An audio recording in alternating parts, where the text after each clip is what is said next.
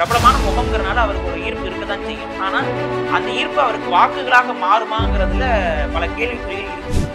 விஜய் அவர்களுடைய தமிழக வெற்றி கழகமும் தனது கொள்கையை வந்து கிட்டத்தட்ட தமிழ் தேசிய கொள்கை போலவே தான் வெளியில கொண்டு வந்திருக்காங்க. இறுதியா அவங்க வாயில சொல்லல நாங்க பேசுறது தமிழ் தேசியம்.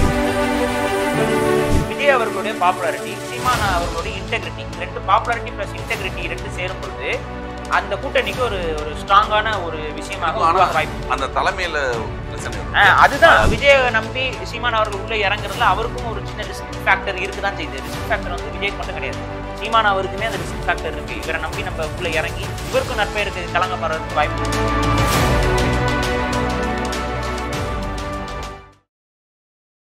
வணக்கம், இது செய்தி மலரின் நேர்காணல் நிகழ்ச்சி. இன்றைய நிகழ்ச்சியில் கலந்து கொண்டு தன்னுடைய கருத்துக்களை தெரிவிப்பதற்காக தமிழ் தேசிய ஆதரவாளர் பாரிசாலன் அவர்களை சந்திக்க வருகிறோம். வணக்கம். வணக்கம். இப்போ தமிழக அரசியல் களத்துல மிகப்பெரிய ஒரு பரபரப்பான ஒரு செய்தி. புதிதாக ஒரு கட்சி, புதிதாக ஒருவர் வந்திருக்காரு, நடிகர் விஜய். பொதுவாக அதுல ரெண்டு வித கருத்துக்கள் இருக்கு. யாருக்கு வேணும்னா இங்க அரசியல் வர்றதுக்கு எல்லா உரிமையும் இருக்கு, அது ஒன்றும் தவறு கிடையாது. ஒரு கட்சிக்குடிய ஒரு ஏத்துறதே ஒரு பரபரப்பான ஒரு செயலாயிடுச்சு. அப்ப 2026 பலத்த போட்டி இருக்கும் போல இருக்குன்ற ஒரு பேச்சுக்கள் இருக்கு. இதை நீங்க எப்படி பாக்குறீங்க? பலத்த போட்டி அப்படிங்கிறதுலாம் அவங்களுடைய செயல்பாடுகளை வைத்து தான் நம்ம முடிவு பண்ண முடியும். இப்போதைக்கு என்னன்னா, இது திமுகவுக்கு ஆதரவா போகுமா எதிரா போகுமா அப்படிங்கிறத தான் நீங்க அனலைஸ் பண்ணணும். திமுகவை பொறுத்த வரைக்கும் விஜய் அவர்கள் தனித்து நின்றார்கள் என்றால் அது ஆதரவு.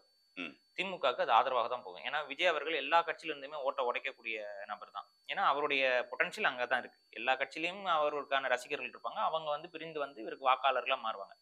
இது வந்து ஒவ்வொரு கட்சியில இருந்தும் பிரிச்சுட்டு வருவாங்க. அப்படி பார்க்கும்பொழுது தனித்த ஒரு 8% 10% வாக்குகளை பெறுவதற்கு விஜய் வந்து முடியும் அப்படிங்கிற ஒரு கணிப்பு இருக்கு. அப்படி இருக்கும் பொழுது 10% வாக்கு இவர் பிரிக்கிறார் அப்படின்னா ஆட்டோமேட்டிக்கா அது திமுகவுக்கு வந்து எதிரிகள் பிரிந்து இருக்கிறார்கள். அப்ப வந்து இவங்களுக்கு வந்து ஒரு கன்சல்டேட்டான ஒரு வாக்கு வங்கி இருக்கு. அந்த வாக்கு வங்கியை பயன்படுத்தி திமுகவால இப்ப எப்படி நாடாளுமன்ற தேர்தலில் வந்து முழுமையா ஜெயிக்க முடியுதோ அதே போல முழுமையாக அவர்களால் வந்து சட்டமன்ற தேர்தலையும் ஜெயிக்கிறதுக்கான வாய்ப்புகள் இருக்கு. ஆனா விஜய் அவர்கள் இங்க அரசியலுக்குள்ள வரும் பொழுது அவருடைய கொள்கை கோட்பாடு அதோடைய செயல்பாடு வந்து வேற ஏதாவது கட்சியோட கூட்டணி அமைவது போல ஒரு தோற்றத்தையோ இல்லை உருவாக்கமா வந்துச்சு அப்படின்னா நிச்சயம் அது வந்து திமுகவுக்கு ஒரு எதிரலை அரசியலை உருவாக்க வாய்ப்பு இருக்கு. இல்ல இப்போ இவர் வந்து கூட்டணி போயிட்டாருன்னு வச்சுக்கோங்களேன், இவரோட முக்கியத்துவம் குறையும் யோசிப்பாங்கல்ல. இல்ல ஏன்னா எல்லாருமே யோசிக்கிறது எம்ஜிஆர் ஜெயிச்சாரு, எம்ஜிஆர் ஜெயிச்சாரு. விஜய்க்கு இருக்கக்கூடிய இரண்டு மேஜரான சேலஞ்ச் என்னன்னா, ஒண்ணு வந்து தன்னையும் நிரூபிக்கணும்.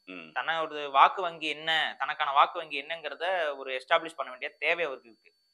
இதை எஸ்டாப்ளிஷ் பண்ணணும் அப்படின்னா எதுக்கு அந்த எஸ்டாப்ளிஷ்மெண்ட் தேவைப்படுது அப்படின்னு பாத்தீங்கன்னா கூட்டணிக்காக தான் தேவைப்படுது.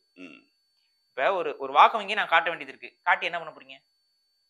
காட்டி அதுக்கு அடுத்த கட்டம் அதை வச்சு ஸ்ட்ராட்டஜைஸ் பண்ணி அதை அந்த வாக்கு வங்கி எனக்கு இவ்வளவு வாக்கு வங்கி இருக்கு அதன் மூலமாக கூட்டணி அப்படிங்கிற மாதிரி தான் அது போய் நிற்கும். இல்லைன்னா வாக்கு வங்கி வச்சிருக்கிறது அது மீனிங்லெஸ். ஒரு 15% மேல வந்ததுன்னு வச்சுக்கோங்களேன், எடுத்த உடனே வந்தது அப்படின்னா அது மிகப்பெரிய ஒரு விஷயம் இல்ல. அது அப்ப அவரை வந்து மத்த கட்சிகள் வந்து கூட்டணிக்கு இவரா முடிவு பண்ணலைன்னா அவங்க வந்து எப்படியாவது வந்து சேர்ந்துக்கணும் அப்படின்னு நினைப்பாங்க. 15% மேல எல்லாம் போற மாதிரி ஒரு சிச்சுவேஷன் மோஸ்ட்லி இருக்காது. அப்படி அமைஞ்சது அப்படின்னா மத்தவங்க வந்து இவரோட இணையணுங்கிற எண்ணம் அவங்க வரும். ஆனா எப்படி பார்த்தாலும் இந்த வாக்கு வங்கியை காட்டுவதன் மூலமாக அவர்களுக்கு எந்த தனிப்பட்ட பயனும் கிடையாது. கூட்டணி பயனுக்காகத்தான் அந்த வாக்கு வங்கியை தனித்து ஜெயிக்கிறதுக்கு வாய்ப்பு இல்லை. அது வந்து எம்ஜிஆர் எல்லாருக்குமே இந்த எம்ஜிஆர் நினைப்பு தான் ஆரம்பிச்சாரு. இவருமே அந்த நினைப்புலதான் இருக்காரு. இப்ப இவருமே வந்து நீங்க எம்ஜிஆர் வந்து அந்த பாடல் வெளியீட்டுல வந்து எம்ஜிஆர் காட்டுறது அண்ணாதுரையை காட்டுறது எல்லாமே இவங்க ரெண்டு பேருக்கும் பொதுவா இருக்கக்கூடிய விஷயம் என்னன்னு பாருங்களேன். இவங்க ரெண்டு பேருமே வந்து டக்குன்னு ஜெயிச்சு மேல வரவங்க தான். அண்ணாதுரை அவர்கள் கட்சி ஆரம்பிக்கிறாரு. கட்சி ஆரம்பிச்சதுக்கு அப்புறம் தொடர் பயணம், அதுக்கப்புறம் எலெக்ஷன் இதுல எல்லாம் நிக்கும் பொழுது படிப்படியாக ஜெயிச்சு மேல வந்துடுறாங்க. எம்ஜிஆர்லாம் வந்து பாத்தீங்கன்னா விடுறாரு, கட்சி ஆரம்பிக்கிறாரு, நிக்கிறாரு, மக்கள்கிட்ட அது அந்த காலகட்ட மக்களுடைய உளவியல் வேற, இன்னைக்கு இருக்க மக்களோட உளவியல் வேற. மீடியான்றது இப்ப பெருசா வளரவும் இல்ல இல்லையா? ஆமா, அப்ப வளரல. அப்ப வந்து அந்த கேப் வந்து ரொம்ப பெருசா இருந்துச்சு. நடிகர்களுக்கும் மக்களுக்குமான கேப் ரொம்ப அதிகம். இன்னைக்கு வந்து நடிகர்களையுமே மக்கள் எப்படி பாக்குறாங்க, நம்மள என்டர்டெயின் பண்ற ஒரு என்டர்டெய்னர்ங்கிற அந்த பார்வையெல்லாம் இன்னைக்கு வந்துருச்சு. அப்படி இருக்கும்போது விஜய் அவர்கள் வந்து ஒரு எல்லாருமே வந்து பிரபலமான முகம்ங்கிறனால அவருக்கு ஒரு ஈர்ப்பு இருக்கதான் செய்யும். ஆனா அந்த ஈர்ப்பு அவருக்கு வாக்குகளாக மாறுமாங்கிறதுல பல கேள்விக்குறிகள் இருக்கு. அதனால என்னுடைய கணிப்பு ஒரு 10% வாக்கு அவரால் கொஞ்சம் ஈஸியா அட்டைன் பண்றதுக்கான வாய்ப்புகள் இருக்கு. அதை பயன்படுத்தி அவர் அடுத்த கட்ட கூட்டணி சார்ந்த சிந்தனைக்கு தான் போவாரு. இது ஒரு ஸ்ட்ராட்டஜி. இன்னொன்னு என்னன்னு பாத்தீங்கன்னா, இப்ப வரும் பொழுதே இவர் கூட்டணி அப்படின்னு கொண்டு வராரு அப்படின்னா அதற்கான சூழல் என்ன இருக்குன்னு பாக்கணும். இப்ப திமுக ரொம்ப ஸ்ட்ராங்கா இருக்கு. அதற்கு ஆப்போசிட்ல முன்னாடிலாம் எப்பவுமே வந்து பாத்தீங்கன்னா திமுக ரொம்ப ஸ்ட்ராங்கா ஜெயிக்குது அப்படின்னா அவங்களுடைய மிஸ்டேக்ஸ்னால அடுத்த நிமிடமே ஜெயலலிதா தலைமையிலான அதிமுக வந்து கம்பேக் கொடுத்துரும். இது அப்படியே தான் ரிவர்ஸ் ஆகும். மாறி மாறி ஒரு 2 பக்கமே மாறி மாறி மாறி மாறி வரும். இவங்க தப்பா கொஞ்சம் ரொம்ப ஆமா. ஸ்ட்ரிக்ட்டா இது பண்ணிட்டு இருக்காங்க அப்படின்னா, அடுத்து திமுக அதையே காரணம் காட்டி திமுக வந்துரும். ஆனா இன்னைக்கு வந்து பாத்தீங்கன்னா, அந்த மாதிரியான சிச்சுவேஷன் வந்து ஆப்போசிட்ல யாரும் பலம் இல்ல. அதிமுக ரொம்ப பலம் இல்லாமல் கிடக்குது. உண்மைய சொல்லணும்னா சிதைஞ்சு கிடக்குது. இப்ப அதிமுக வந்து திரும்ப வந்து கம்பேக் குடுக்குமாங்கிறதே கேள்விக்குறி தான். ஏன்னா, இன்னைக்குமே வந்து பாருங்க கம்பேக் குடுக்கறதுக்கான பல விஷயங்கள் இருக்கு. அத நம்ம அடுத்து பேசுவோம். அதுல கூட வந்து அதிமுகவுடைய செயல்பாடுகள் வந்து திருப்தி தர மாரி இல்ல. ஒரு எதிர்க்கட்சியா அதிமுக செயல்படுதான்னா, அது ஒரு கேள்விக்குறியா தான் இருக்கு. அப்ப இந்த இடத்த வாய்ட ஃபில் பண்றதுக்கு இன்னைக்கு வந்து பாத்தீங்கன்னா, நாம் தமிழர் கட்சி சீமான் அவர்களும், அண்ணாமலை பாஜக அவர்களும் வந்து தொடர்ச்சியாக அந்த கேப்ப ஃபில் பண்ணி நாங்க தான் எதிர்க்கட்சின்னு காட்டிக்கணுங்கிறதுல இவங்க 2 பேருமே சரிவர பண்ணிக்கிட்டே இருக்காங்க. எதிர்ப்புகளை காட்டிக் கொண்டே இருக்கிறார். ஆனா இவங்களுக்கான வாக்கு வங்கி வந்து திமுகவை எதிர்க்கிற அளவுக்கு ஸ்ட்ராங்கா கிடையாது. அப்ப இதுதான் இங்க இருக்க பிரச்சனை. அப்ப இவங்கள்ல யாரோடையாவது விஜய் அவர்கள் கூட்டணி வைப்பதற்கான வாய்ப்புகள் வந்து இல்ல அதிகமாக அத இப்ப நீங்க சொன்ன மாரி அதிமுக வந்து பலமா இல்ல. இவர்களுக்கும் அந்த பலம் இல்ல. ஆனா இவங்க அப்படிங்கும்போது அதாவது என்னன்னாங்க, அந்த இப்ப முழு இடத்தை நாம் இவர் பிடிக்கிறதுக்கான இப்ப வாய்ப்பு இருக்குமா? பாஜகவ பொறுத்தவரைக்கும் மத்தியில அவர்கள் அரசாட்சியில இருக்கிறனால, அந்த மத்திய அரசு மேல இருக்கக்கூடிய கோபதாபங்கள் தமிழக பாஜக மேலயும் இருக்கு. ம். தனிப்பட்ட ரீதியா அண்ணாமலை இன்னும் ஊழல் செய்யல. ஊழல் வழக்குகள்ல மாட்டல. ஆனா பாஜக மேல இருக்கக்கூடிய மற்ற குற்றச்சாட்டுகள் எல்லாமே அண்ணாமலையோட தலையில வந்து விழுகும். அதனால அண்ணாமலையையும் மக்கள் வந்து ஒரு ஒரு சார்பா தான் பார்ப்பாங்க. ஆனா நாம் தமிழர் கட்சி சீமான் அவர்கள் வந்து பாத்தீங்கன்னா, அவர் தனித்த கட்சியா இருக்காரு. இதுவரைக்கும் வந்து ஊழல் வழக்குகள்ல எதுவும் இல்ல அவர் மேல. அப்ப ஆட்டோமேட்டிக்கா வந்து கரைபடியாத கரங்கள் அப்படிங்கிற ஒரு கான்செப்ட்ல நிக்கிறாரு. இவரும் இதுவரைக்கும் கூட்டணி யாரோடையும் வைக்கல.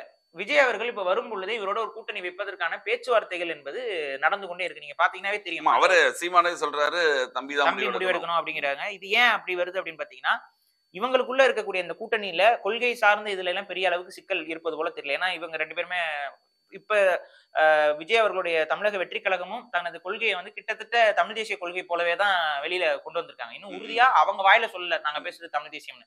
ஆனா அது அது இது வரைக்கும் தமிழர், தமிழ் மொழி, மொழிப்போர் ஈகியர்களுக்கு பாதுகாப்பு, ஆமா. அதுக்கப்புறம் வந்து பாத்தீங்கன்னா அந்த உறுதிமொழியிலேயே எடுக்கும் பொழுது அவங்க என்ன சொல்றாங்கன்னு பாத்தீங்கன்னா, இந்த தமிழ் மண்ணிலிருந்து விடுதலைக்காக ஈகை செய்தா அப்படின்னு சொல்லி தான் அவரு உறுதிமொழி எடுக்கிறார். அத வந்து இந்தியா முழுக்க சுதந்திர போராட்டம் நடந்திருக்கு. ஆனா தமிழ் மண்ணில் இருந்துன்னு ஒரு வார்த்தை அங்க ஆட் பண்ணும்போது அது தமிழ் தேசிய கொள்கையாக இருப்பதற்கான வாய்ப்புகள் வந்து ரொம்ப அதிகமா இருக்கு. ஆனா அவங்க வெளிப்படுத்தணும். நாங்க தமிழ் தேசிய அவர் இனிமே தான் சொல்ல போறேன்னு இருக்காரு. ஆமா, அவர் வெளிப்படுத்தட்டும். அவர் வெளிப்படுத்தும் போது அந்த உறுதியா சொல்ல முடியும். அவ்வாறு அவங்க வெளிப்படுத்துறாங்கன்னா, இது இங்க ஒரு தமிழ் தேசிய கூட்டணியாக இவர்கள் உருவாவதற்கான வாய்ப்புகள் இருக்கு. இப்ப விஜய் அவர்களுடைய பாப்புலாரிட்டி, சீமான் அவர்களுடைய இன்டெகிரிட்டி, இது 2 பாப்புலாரிட்டி பிளஸ் இன்டெகிரிட்டி 2 சேரும் பொழுது அந்த கூட்டணிக்கு ஒரு ஒரு ஸ்ட்ராங்கான ஒரு விஷயமாக உருவாக வாய்ப்பு இருக்கு. அந்த தலைமையில பிரச்சனை வரும். அதுதான் அந்த சின்ன இஷ்யூவே என்னன்னு பாத்தீங்கன்னா, யார் தலைமை ஏற்பது, யார் சிஎம் கேண்டிடேட்டா, யார சிஎம் கேண்டிடேட்டா ப்ரொஜெக்ட் பண்றது, அப்படியே அது வந்து சரிவர போகுமா? இப்ப விஜய் அவரை ப்ரொஜெக்ட் பண்ணா அவருடைய நாம் தமிழர் கட்சிக்காரங்க எல்லாம் எப்படி அதுக்கு ரியாக்ட் பண்ணுவாங்க? இவர சீமான் அவர்களை ப்ரொஜெக்ட் பண்ணா இவங்க எப்படி ரியாக்ட் பண்ணுவாங்கங்கிற இந்த இந்த விஷயங்கள்லாம் தான் அடுத்த கட்ட டிஸ்கஷன்ல இருக்கும். ஆனா ஒரு பேசிக்கா இவங்க 2 பேரும் தான் சேர்வதற்கு வாய்ப்பு இருக்கு. சேர்வதாக இருந்தால் இவர்கள் 2 பேரும் சேர்வார்கள். இல்லை என்றால் விஜய் அவர்கள் தனித்து தான் நிக்க முடியும். இல்ல அந்த அதிமுக அடுத்த ஃபுல் பண்றதுக்கான வாய்ப்புகள் இருக்குல்ல. இவங்க 2 பேரும் சேர்ந்தால் வேணா அதிமுகவுக்கு ஈக்குவலான ஆப்போனண்டா வரலாம். ஆனா இவங்க 2 பேரும் சேரும்போது ஆட்டோமேட்டிக்கா அதிமுக வந்து பிக்சர்ல இருந்து வெளியில போயிடும். ஏன்னா வந்து மக்கள் வந்து அடுத்த யாருக்கு நம்ம அதாவது திமுகவை எதிர்ப்பதற்கும் பாஜகவை எதிர்ப்பதற்கும் யார் பக்கம் போவதுங்கிற அந்த ஒரு ஆசிலேஷன் வந்து இவங்க பக்கம் போலாம் அப்படிங்கிற ஒரு சிந்தனையை இது உருவாக்கும். ஆனா இவங்களும் பிரிஞ்சு நிக்கும் பொழுது இவர்களுக்கான வாக்குகளை மட்டும்தான் வாங்குவாங்க. திமுக எந்த விதமான சிக்கலும் இல்லாமல் அவர்கள் ஜெயித்து விடுவார்கள். அப்ப திமுகவை பொறுத்த வரைக்கும் விஜய் அவர்கள் கூட்டணி போயிடக்கூடாதுங்கிறதுல தெளிவா இருப்பாங்க. அவர் அரசியலுக்கு வரட்டும், ஆனால் அவர் கூட்டணிக்கு போயிடக்கூடாது, நம்ம வந்து பிரஷர் பண்ணி கூட்டணிக்கு தள்ளி விட்டுறக்கூடாதுங்கிற சிந்தனை அவர்களுக்கு நிச்சயம் இருக்கும். இன்னும் விடுதலை செய்யறதுக்கு டிமாண்ட் பண்றதுக்கு ஈஸியா இருக்கும்ல. ஆமாமா, நீங்க இங்க ஒரு திமுகக்கு அகைன்ஸ்டா ஒரு பெரிய கூட்டணி உருவாகுது அப்படின்னா ஆட்டோமேட்டிக்கா வந்து அங்க அந்த டிமாண்ட் இங்க இருக்க கூட்டணி கட்சிகள் வந்து டிமாண்ட் பண்றது, அதிகமா சீட்டு கேட்க ஆரம்பிக்கிறது. அப்புறம் இன்னுமே வந்து இந்த கூட்டணி கட்சிகளுக்கும் திமுகவுக்கும் இருக்கக்கூடிய அந்த உறவுங்கிறது வந்து நீங்க ரொம்ப பாராட்டக்கூடிய உறவுகளெல்லாம் கிடையாது. அது வந்து ஒரு மாதிரி வேற மாதிரி தான் இருக்கு. இப்பயே செல்வ பிறந்தை ஒண்ணு பேச ஆரம்பிச்சிட்டாரு, கார்த்தி சிதம்பரம் ஆமா சொல்றாரு, இங்க இவரு ஆமா. திருமாவளவன் அது எதிர்த்து அதுக்கப்புறம் போராடுறாரு. இவங்களுடைய வே ஆஃப் பிஹேவியர்ஸ், அதுக்கப்புறம் இவங்களோட பேச்சுக்கள், நடவடிக்கைகள் இதுக்கு ஆட்சி வருவதற்கு முன்னாடி பாஜக எதிர்ப்பு அதிகமா இருந்துச்சு. இன்னைக்கு பாஜக எதிர்ப்பு இருக்கா இல்லையான்னு நமக்கு தெரியல. ம், ம். நட்பு பாராட்டுதல் அதிகரித்துக் கொண்டே இருக்கு. இப்ப இதெல்லாம் வந்து பாத்தீங்கன்னா, அந்த கூட்டணிக்குள்ள ஒரு குழப்ப நிலை என்பது இருக்கு. இன்னும் இந்திய அளவுல அரசியல் திறனாய்வாளர்கள்லாம் சொல்றாங்க என்னன்னா, பாஜகவோட ஆட்சிக்கு ஒரு ஆபத்து வந்தா மேபி திமுக அணி மாறலாம் அப்படிங்கிற ஒரு விஷயமும் வந்து இப்ப இந்தியா முழுக்க இருக்கக்கூடிய பத்திரிகையாளர்கள் சொல்லக்கூடிய விஷயமா இருக்கு. ஏன்னா இவங்களோட ரிலேஷன் வந்து ஸ்ட்ராங்கா இருக்குங்கிற மாரி சொல்றாங்க. இப்போ நீங்க இவங்க விஜயோட கட்சியை பொறுத்தவரைக்கும் நீங்க சொன்னீங்க இல்லையா? யாரு இந்த சிஎம் கேண்டிடேட்ன்றது ம். ஒரு 2 பேருக்கும் ஒரு ஆமா, ஈகோ வந்து நிக்கும் அந்த ஆமா, இடத்துல ஆமா, இல்லையா? ஆமா. ஆனா சீமான் கொஞ்சம் இறங்கி போறதுக்கான வாய்ப்பு இருக்கா அதுவும்? இப்ப வரைக்கும் ஏன்னா அவருடைய அவருக்கும் பேச்சுகள் தெரியும்ல. அவருக்கும் தெரியும். தம்பி வந்து சொல்லணும்னு சொல்லும்போதே அவருக்கு தெரியும். சிஎம் ஆமா, கேண்டிடேட் தான் வருவாருன்னு தெரியும். ஆமா. விஜய் அவர்கள் கட்சி ஆரம்பிக்கிறது அங்க சிஎம் கேண்டிடேட் அப்படிங்கிற கான்செப்ட்ல தான் அப்படிதான். வருது. ஆ இது என்ன என்ன ஆகும்னு பார்த்தீங்கன்னா, விஜய் அவர்கள் இன்னும் வந்து அவர் தமிழ் தேசிய கொள்கையில உறுதிப்பாடோடு இருப்பாரா? இல்லையா? அவருடைய சிந்தனைகள் வந்து எந்த அளவுக்கு ரொம்ப ஸ்ட்ராங்கா இருக்கு? இதெல்லாம் எதுவுமே நமக்கு தெரியாது. ஆனா அவரும் திமுக எதிர்ப்பு எடுத்தா தான் அவருக்கு ஆமா. இது பண்ண இவரு முடியும் இல்லையா? திமுகவுடைய எதிர்ப்பையும் இவங்க வந்து முழுமையா எடுக்கணும். எடுப்பாங்களாங்கிறது நமக்கு தெரியாது. தெரியல. இப்ப வரைக்கும் அவங்க என்ன சொல்றாங்க, ஊழலுக்கு எதிராக, அதுக்கு எதிராகும்போது ஆட்டோமேட்டிக்கா திராவிட கட்சிகளுக்கு எதிராகங்கிற ஒரு ஸ்லாங் வந்துருது. ம், ஆனா, ம், அதுல அவர் எந்த அளவுக்கு முனைப்பு காட்டுவாரு? இதெல்லாம் சும்மா ஒரு பேச்சாக கடந்து ஏன்னா இப்ப இதே இதே மாதிரியான சொற்றொடர்களை பயன்படுத்தி தான் கமலஹாசன் அவர்கள் வந்தார். ம், ம், டிவிலாம் உடைச்சாரு, எல்லாம் பண்ணாரு. இப்ப எங்க போயிட்டாரு? திரும்ப வந்து திமுகவோட கூட்டணி அப்படிங்கிற இடத்துல போயிட்டு பதவி அப்படிங்கிற இடத்துக்குள்ள போய் தான் நிக்கிறாரு.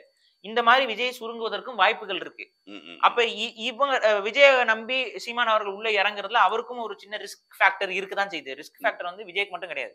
சீமான் அவருக்குமே அந்த ரிஸ்க் ஃபேக்டர் இருக்கு. ம், இவர ம். நம்பி நம்ம உள்ள இறங்கி, இவருக்கும் நற்பெயருக்கு களங்கம் வர்றதுக்கு வாய்ப்பு இருக்கு. ஏன்னா சீமான் அவர்கள் இப்ப இத்தனை வருஷமா ஒரு தனித்த கட்சி, தனித்த ஒரு கொள்கை, இந்த எந்த கட்சியோட கூட்டணி கிடையாது. கரைபடைந்தவரோட எந்தவித சமரசமும் கிடையாதுங்கிற ஒரு கொள்கையில இதுவரைக்கும் போயிட்டு அது இன்டெகிரிட்டிய மெயின்டெயின் பண்ணிட்டு வந்துட்டு இருக்காரு. ம், ம்.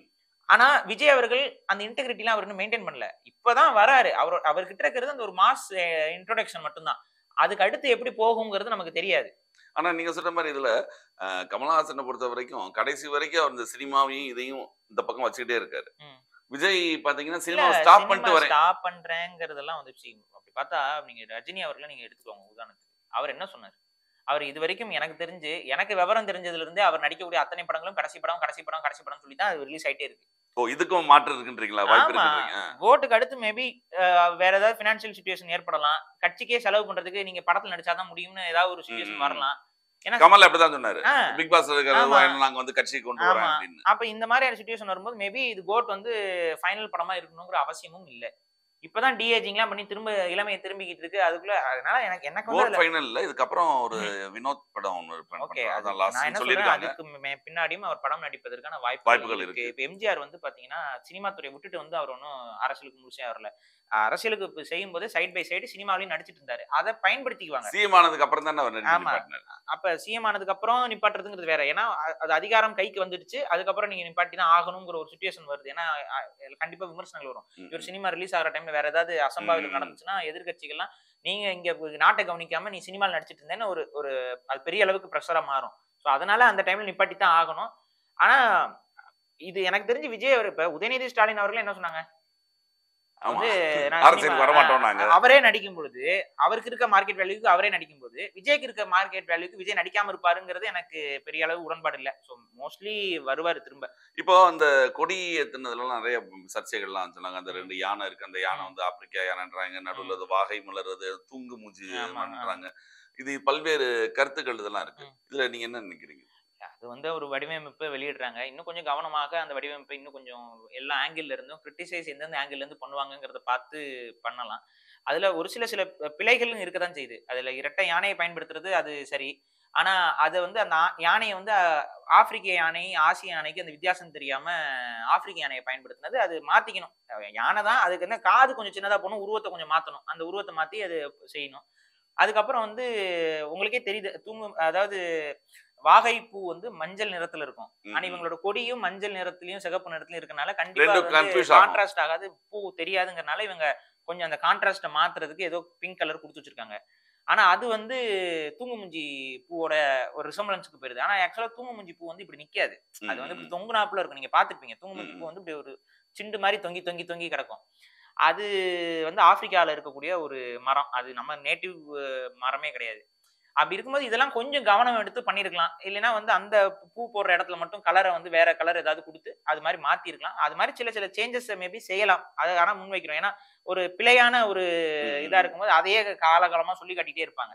அது தேவையில்ல. மாத்திக்கணும். இல்ல நீங்க சொன்ன மாரி இவரு கமலஹாசன் வந்து கடைசியா திமுகல உள்ள வந்துட்டாரு. ம். ஆமா, பழையபடி வந்துட்டாரு. ஆனா அவர் கட்சிய ஆரம்பிக்கும் மக்கள் நீதி ஆரம்பிக்கும் இதே மாரி ஃபுல் பரபரப்பு இருந்தது. ஒரு இது ஆமா, மிக பெருசா இருந்தது. அந்த மாநாடு நடத்தி ஆமா, அவங்க ஆமா, அரவிந்த் கெஜ்ரிவால் கலந்துக்கிட்டாரு. ஆமா, பெருசா இருந்தாங்க. ஆமா. ஆனா கொஞ்சம் கொஞ்சம் கொஞ்சம் கொஞ்சமா ம். திருப்பி ஆயிடுச்சு. அந்த மாரி இவர் ஆகுறதுக்கான நிலைமை ஒரு குறைவு. இல்லைங்க. இப்ப நீங்க கமலஹாசன் அவர்கள் வந்து எந்த கொள்கை எடுத்தாருன்னு ஒரு ஒரு விஷயம் இருக்கு. எந்த அவரு கொள்கை கொள்கையே எடுத்தாரு? பேசல இல்லையா? அவர் அங்க என்ன கொள்கைன்னு கேட்டா மையம்ன்னு போயிட்டாரு. ம். நான் நடுவுல தான் நிப்பேன் அப்படின்னா, இது என்ன அது மாரியான கொள்கை? இந்த மாரியான விஷயங்களை வந்து மக்கள் ஏற்க மாட்டாங்க. ம். ம். ஒரு கொள்கை இவர் இதத்தான் பேசுவாரு. இவரோட செயல்பாடு இதை நோக்கி நகரும்ங்கிறதுல தெளிவு இருக்கணும். இப்ப விஜய் அவர்களுமே வந்து இந்த கொள்கையை இன்னைக்கு வரைக்கும் விளக்காமல் கடந்து போறது வந்து அது அவருக்கு பின்னடைவு தான். ம். ம். அவர் அந்த கொள்கையை முழுமைப்படுத்தணும். இப்ப அது தமிழ் தேசிய கொள்கையா? இல்ல கம்யூனிஸ்ட் கொள்கையா? இல்ல வந்து என்ன மாரியான சித்தாந்த கொள்கை? எந்த சித்தாந்த பேக்கிரவுண்ட்ல இருந்து வரப் போறீங்க? திராவிடத்த பேசப் போறீங்களா? என்னன்னு சொல்லணும். ஏன்னா மிக்ஸ்டு சிக்னல்ஸ் குடுக்கக் கூடாது.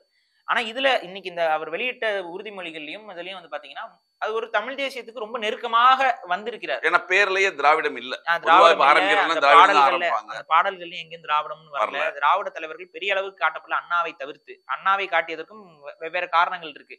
ஏன்னா அண்ணா அவர்களை வந்து வெள்ளாளர் சமூகம்லாம் வந்து தூக்கி வச்சுட்டு தான் இருப்பாங்க எப்பவுமே. இவரும் வெள்ளாளர் சமூக பேக்ரவுண்ட்ல இருந்து வரனால அதை தவிர்க்க முடியாமல் சேர்த்து கொண்டாராங்கிற ஒரு விமர்சனம் இருக்கு. 2வது அவரோட கொடியோட வண்ணமும் வெள்ளாளர் சமூகத்துடைய ஆமா கொடி வண்ணத்தோட போட்டிருந்தாங்க. இருக்கு. அதனால மேபி அவருடைய அந்த சப்போர்ட் அந்த இனிஷியல் சப்போர்ட் குரூப்புக்கான ஒரு அரசியலா கூட அது இருக்கலாம். அண்ணாதுரையை காட்டுவது இருக்கலாம். எம்ஜிஆரே இவரும் நடிகர், அவரும் நடிகர்ங்கிற அந்த கான்செப்ட்ல தான் அது ம். ம். கனெக்ட் ஆகுது. அது நமக்கே தெரியுது. எம்ஜிஆர் வந்து காமன் பீப்பிள் ஆயிட்டாரு ஆமா, இப்போ. ஆமா, அவர் வந்து ஆமா, காமன் மேன் மாரி ஆமா. அது ஏடிஎம்கேக்கான ஒரு அதிமுகவுக்கு நீங்க சொந்தம் அப்படின்னு இல்லன்ற இல்ல. மாரி ஆயிடுச்சு. சோ அதனால வந்து இவங்கள வச்சு நம்ம உறுதியா சொல்ல முடியல. அது திராவிடம் சார்ந்த கொள்கையை இவர் எடுப்பாரா அப்படின்ட்டு. ஆனா இந்த பாடல்ல இந்த உறுதிமொழியில திராவிடம் இல்ல. தமிழ் மட்டும் தான் இருக்கிறது. அதனால தமிழ் தேசியத்திற்கான தமிழ் வாய்ப்பு இருக்கு. தேசியத்திற்கான வாய்ப்புகள் அதிகமா இருக்கு. ஆனா அத வந்து அவர் வாயால முதல்ல சொல்லணும். ம். இந்த கொள்கை எங்களோட கட்சி வந்து தமிழ் தேசிய கொள்கை கட்சி அப்படிங்கறத அவங்க தான் வெளிப்படுத்தணும். ம். ம். கொள்கை வந்து இப்ப நாம் தமிழர் வந்து தமிழ் தேசிய கட்சிங்கிறத அவங்க வெளிப்படுத்திட்டாங்க. வெளிப்படுத்திட்டாங்க. அதுக்கப்புறம் அவங்களுடைய செயல்பாடுகள்ல சின்ன சின்ன கருத்தியல் முரண்கள் ஏற்பட்டா அதை நம்ம விமர்சிக்கலாம். இது தமிழ் தேசியம் கிடையாது. இது வந்து தவறான நிலைப்பாடுலாம் சொல்லலாம். ஆனா என்ன கொள்கைனே இல்லாம நாங்க சொல்றதுதான் கொள்கைன்னு இருக்க கூடாதுல்ல. ம். ம். ஒரு கோட்பாட்டுக்குள்ள இருக்கிற இல்ல மாதிரி கொள்கைன்னு ஒண்ணு இருக்கணும்ல எப்படி இருக்கணும். இருந்தாலும். ஆமா. நீ திராவிடம் சொல்லு, இல்ல ஆமா. ஆரியன் சொல்லு, ஏதோ ஒண்ணு எதுவுமே ஏதோ இல்லாம ஒண்ணு வந்து சொல்லு. எதுவுமே இல்லங்கிறது ஒரு பிரச்சனையாக தான் வந்து நிக்கும். அத வந்து விஜய் அவர்கள் விரைவுல பண்ணணும். மாநாட்டுல மேபி அறிவிக்கலாம். அது மாநாட்டிலுமே வந்து சீமான் அவர்கள் கலந்துக்குவாரா, கலந்துக்க மாட்டாரா, அவருக்கு அழைப்பு இருக்குமா, இருக்காதாங்கிறதெல்லாம் ஒரு அடுத்த கட்ட ம். விவாதமா இருக்கு. ஏன்னா அதுக்கு முன்பே வந்து அழைப்பு குடுக்கப்பட்டதாக சொல்லப்படுகிறது. அந்த சீமான் அவர்களுக்கு இப்ப அழைப்பு இருக்கு அப்படின்னா, நம்ம ஒரு கூட்டணி உருவாவதற்கான வாய்ப்புகள் வாய்ப்புகள் வந்து ரொம்ப ஸ்ட்ராங்கா இருக்குன்னு நம்ம நம்பலாம்.